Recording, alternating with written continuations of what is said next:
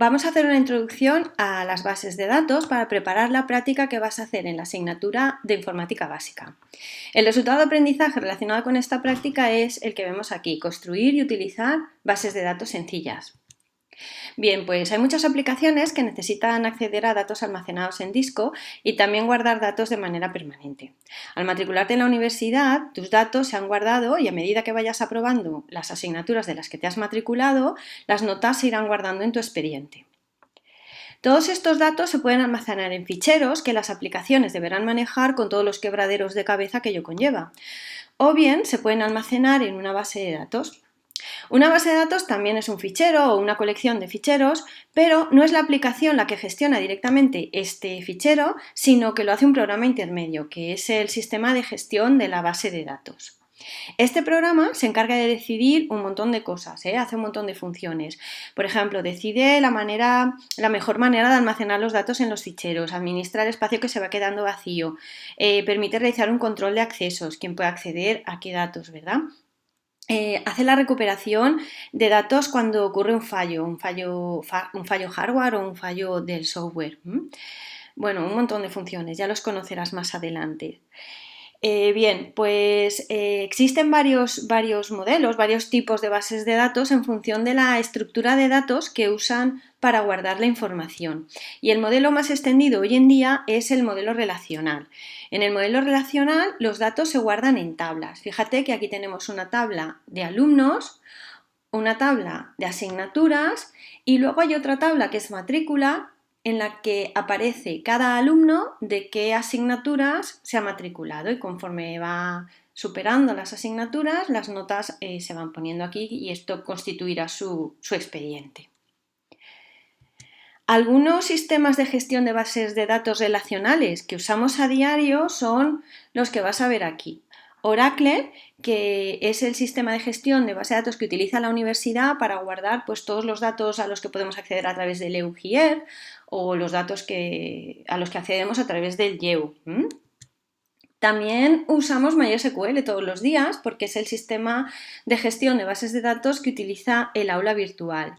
Y bueno, pues si tienes un móvil Android, el sistema de gestión de bases de datos que tienes en tu móvil es SQLite. Para trabajar con las bases de datos relacionales se utiliza el lenguaje SQL. El lenguaje SQL es un lenguaje declarativo que aprenderás en la asignatura de segundo curso de bases de datos.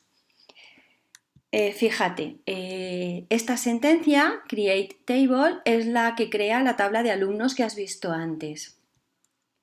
Con la sentencia insert introducimos datos en la tabla. Cada fila representa los datos de un alumno. Con la sentencia select lo que hacemos es consultar los datos de la base de datos. Update es la sentencia que utilizamos para actualizar datos en las tablas y delete es la sentencia que utilizamos para eliminar filas.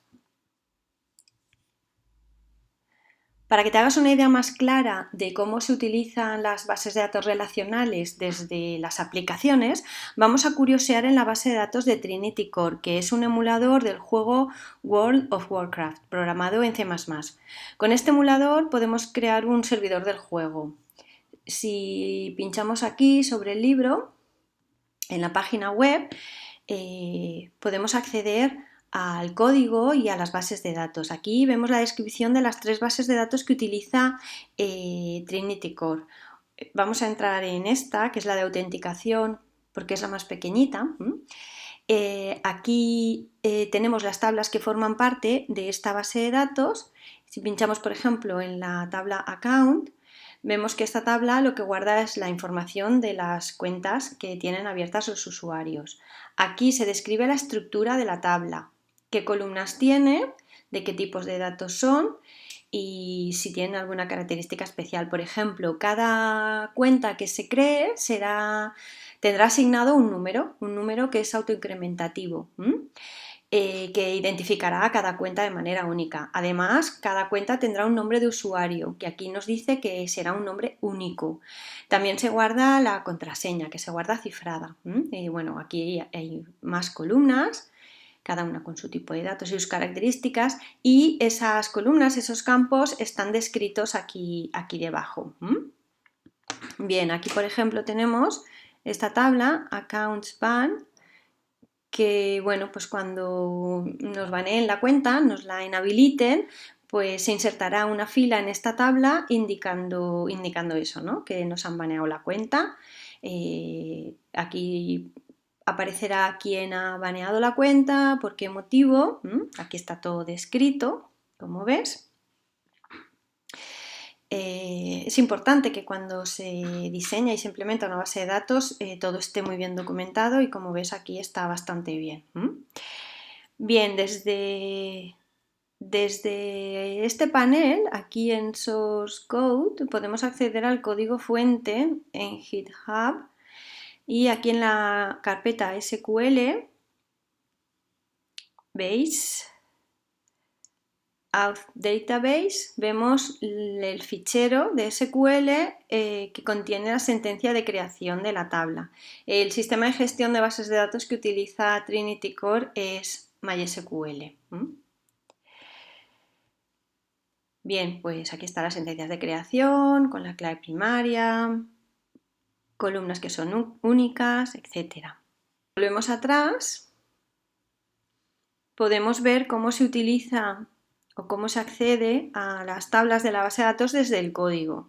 Aquí en Server, Database, otra vez Database y aquí en Implementation vemos, por ejemplo, Login Database. Aquí vemos esas sentencias de SQL que hemos visto antes, Select, Delete, Update, etc. Si quieres saber en qué partes del código se utiliza alguna de estas sentencias, pues por ejemplo esta Login in Account, que es la que inserta una nueva cuenta, lo que hacemos aquí, ponemos esta cadena y nos encuentra el código en el que se utiliza esa sentencia. Y bueno, pues esto es todo.